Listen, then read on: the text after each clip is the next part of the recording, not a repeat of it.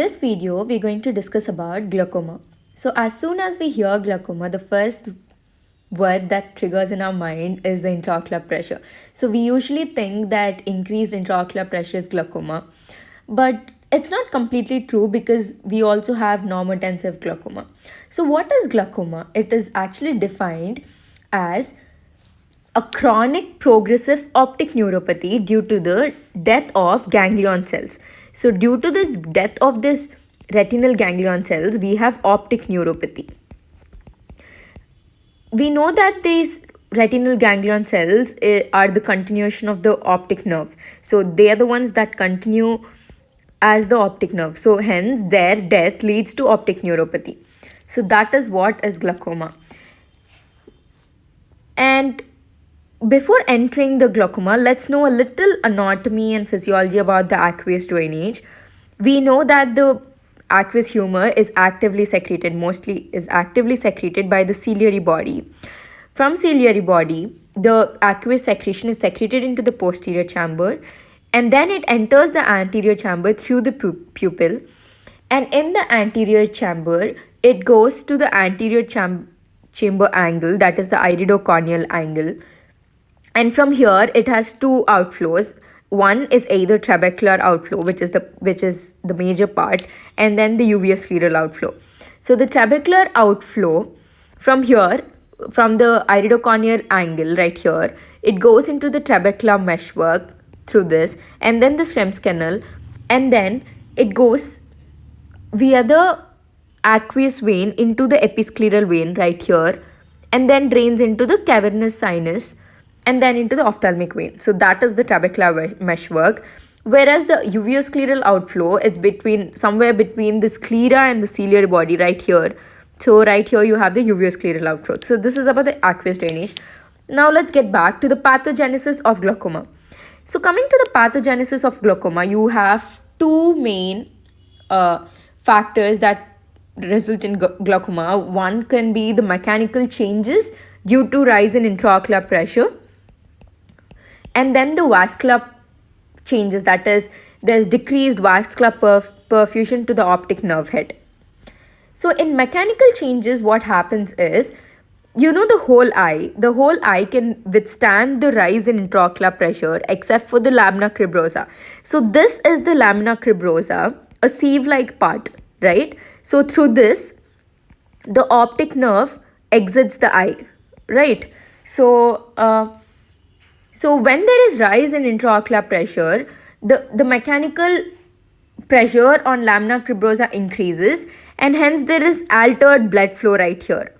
So when there is altered blood flow, there is decreased axoplasmic flow, and this causes backward displacement and compaction of the laminar plate. So this laminar plate gets compacted, and then there is narrowing. So right through this you have the optic nerve exiting. Okay, this is a sieve like thing. So when this gets displaced and compacted, there is force over the optic nerve. This place reduces, right?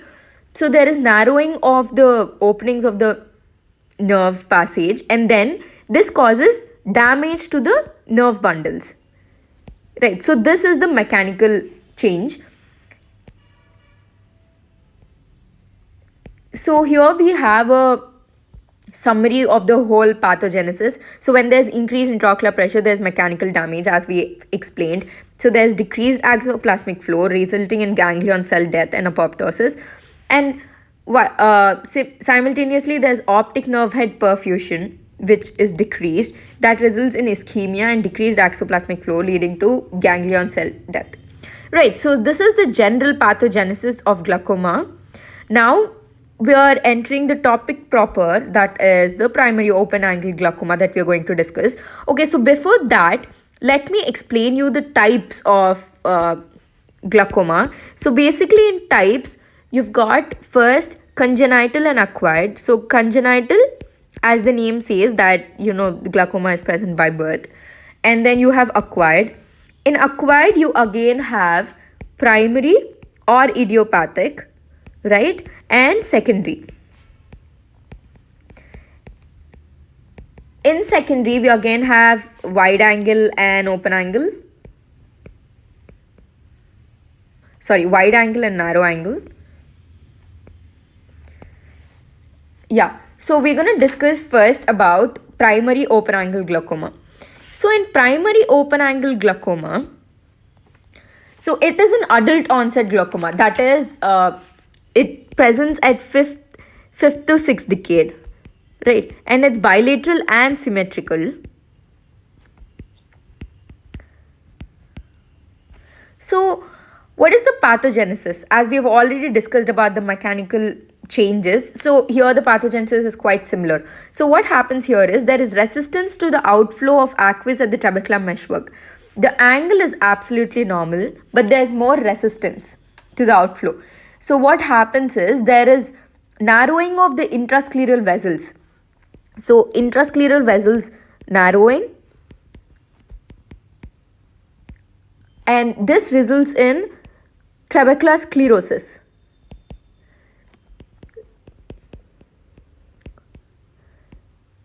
So it results in trabecular sclerosis. Therefore, there is decreased drainage of the aqueous.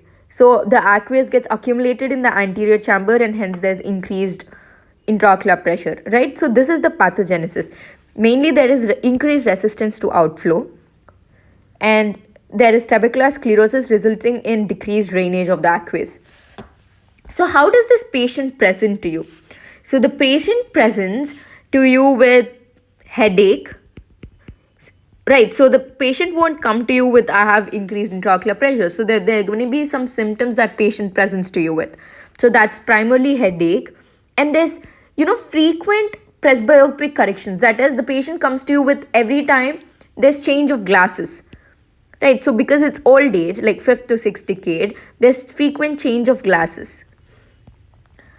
And then there is noticing a blind spot. The patient complains of, I can see this black dot sometimes. So blind spot gets noticed. And then there is difficulty in dark adaptation. So when they move from a light to a dark ambience, they have difficulty in dark adaptations. So these are the main symptoms that patient present to you with. And next we're going to discuss about the signs. So before we enter the signs, so let's get a small anatomical review about the optic disc, anatomy of the optic disc, and how the fibers are out there. So here the yellow thing that you can see is the optic disc, and the rim surrounding it is called the neuroretinal rim. And from the optic disc you have different types of fibers racing out. So I'll label each one of them, and I'll be referring to this as NRR. So from optic disc to the macula, you have something called the papillomacular bundle. So this green thing is the papillomacular bundle, right? And the gray fibers that are arising above and below are the upper and the lower arcuate fibers. So these are the arcuate fibers, right? So the lower ones are called the Bjurum's arcuate fibers, and these are the most susceptible to glaucoma. That is, when there's increased intraocular pressure, they're more susceptible, these arcuate fibers, right? And then you have this orange fibers, right? The ones you can see that are coming out nasally. So these are the nasal fibers. The peripheral nasal fibers are the most resistant, and the Bjurum's arcuate fibers, the upper and the lower ones, are the most susceptible, right? So these are important when we discuss about the visual field defects. So it will be based on the fibers that are getting affected, the visual field defects. And even the macular papilla bundle are resistant to glaucomatous changes. That is why the central vision is retained till the end. So next, moving on to this, the front view of this optic disc. So the horizontal oval thing you can see is the optic cup, and this is the neuroretinal rim, right? So the thickness of the neuroretinal rim varies. Okay, so it's thickest at its inferior part, and then followed by its superior part, and then nasal, and then temporal. Okay, so this, you can remember this based on the isn't rule, right? So isn't rule, like inferior, superior, nasal, and temporal. So the optic disc ratio, that is the size of the cup to the whole optic disc. So cup to disc ratio is normally up to 0.6. So up to 0.6 is normal. So when the cup disc ratio is more than 0.6, that means it's some defect. So which we'll be covering in. Moving on to the signs, the first one is intraocular pressure, that is measured on tonometry. So usually intraocular pressure has diurnal variation, but in primary open angle glaucoma, the variations are exaggerated. So in 20% cases, there is morning rise, and in other 20% cases, there is afternoon rise. But most of it has a biphasic rise, that is 55% is biphasic rise, that is morning and evening. Right, so that's why it's very important that we take a 24-hour curve to examine the intraocular pressure changes. And then moving on to the optic nerve head changes. So optic nerve head changes can be measured ophthalmoscopically. So the eminent changes that we see are, as I've told you, the bigerums are the arcuate fibers are the most susceptible ones, right? These gray ones. So that's why first the inferior ganglion cells of the bigerums area die first. And then you have the inferior rim thinning. So I've mentioned that the inferior fibers are the thickest, but yet they are getting destroyed first. So that's why we say that the isn't rule is broken, because the inferior fibers are getting damaged first. So the inferior rim, there's thinning. So normally before, like we have drawn it, right? So we have this horizontally oval cup. So now what happens is, because of the inferior rim thinning and elongation of the optic cup, you have something called bean pot cupping.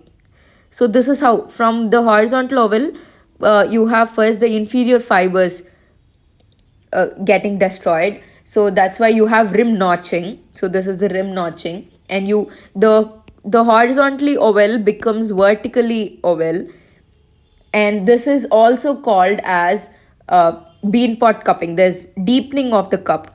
So from this you have a vertically oval cup, and you have an inferior notch, and also the cup disc ratio is increasing, right? So this cup, the size of the cup that is occupying the disc is increasing. So the cup disc ratio is increasing, it becomes more than 0.7. And there's enlargement of cup, there's bean pot cupping, as I've already mentioned. And there's something called as laminar dot sign. So what happens is, so this is the normal anatomical thing. So here is the lamina cribrosa, this is the retina, and this is the optic nerve continuing. So this is the general anatomy. So in open angle glaucoma, what happens is, right here you can see, so this is the normal condition, this is an open angle glaucoma. So what happens, you have this optic atrophy, and so the lamina cribrosa right here is not seen, right? It's covered. So here what happens, because of the atrophy, when you see ophthalmoscopically, you can see this lamina, like a laminar dot sign. So hence it's called as laminar dot sign. And this is the bean pot cupping. And it's also called as the optic atrophy because it's cave-like, right? So since it's cave-like, it's also called cavernous optic atrophy. This thing is called cavernous optic atrophy. So that's about the important optic nerve head changes. Now we'll, and yeah, so ophthalmoscopically, this is how it is seen. You can see the cavernous optic atrophy, the cupping, like a cave-like thing. So this is what here you have the lamina cribrosa. And now moving on to the vessels of the disc. So the vessels of the disc, the important changes that you see is first you have nasalization of vessels. So nasalization of vessels, and then you have bearing of the circumlinear vessels. So what happens is, before, when the neuroretinal rim is actually there without getting degraded, the vessels are covered by the neuroretinal rim. So because now the neuroretinal rim is getting degraded and destroyed, the vessels are being shown. So this is the bearing of the BCLV is nothing but the bearing of the circumlinear vessels. So here the vessel is bared. You understand the term, the bare means it goes without covering, so that is why bearing of circumlinear vessels. And you also have a bayoneting sign. So what is bayoneting sign is, there is sharp angulation of the vessels. So I'll explain this in this figure. So before, what happened was the vessels were exiting like this, right, just like that. But now because of the atrophy, they have a sharp angulation.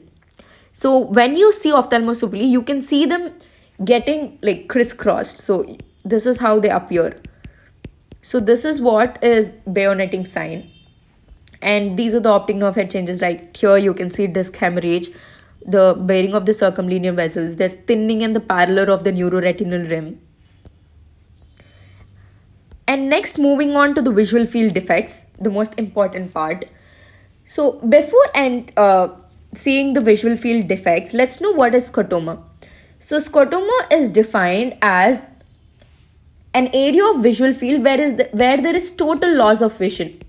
So an area where there is total loss of vision, right? So the first visual field defect that we see is isopter contraction.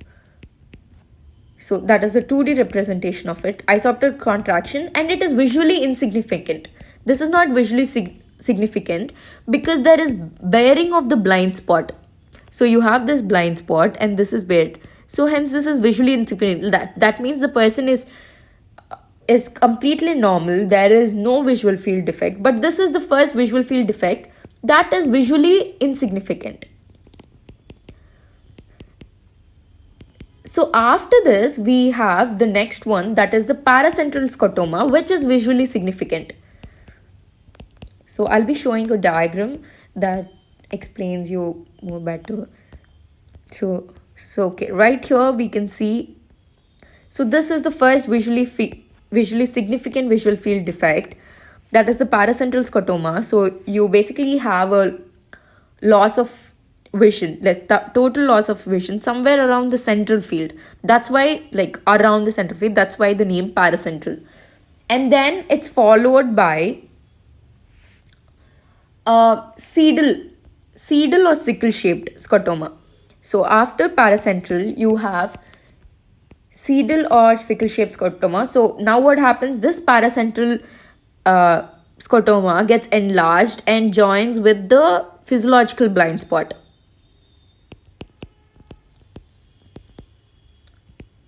Right, so this comes and joins something like this and forms a sickle shaped scotoma.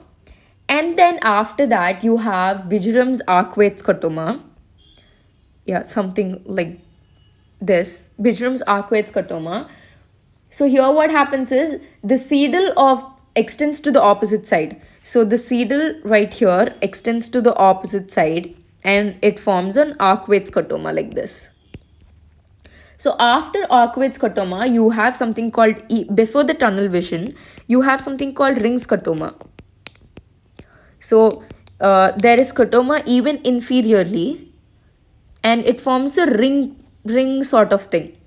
So before ring scotoma, you have step scotoma. So what is step defects? So what is step defects is, so this visual field defect, this scotoma does not match correctly. So there is something like a defect, like it's not approximated properly. So those are the step defects. After that, you have the ring scotoma, and then you have the tunnel vision. where the whole thing, there's complete scotoma except for the part of the central part that is retained. As I've told you before, the maculopapular bundle that's responsible for the central vision is resistant to glaucomatous changes. So that's why the central vision is retained till the end, and they're sparing of the central vision, that is the tunnel vision.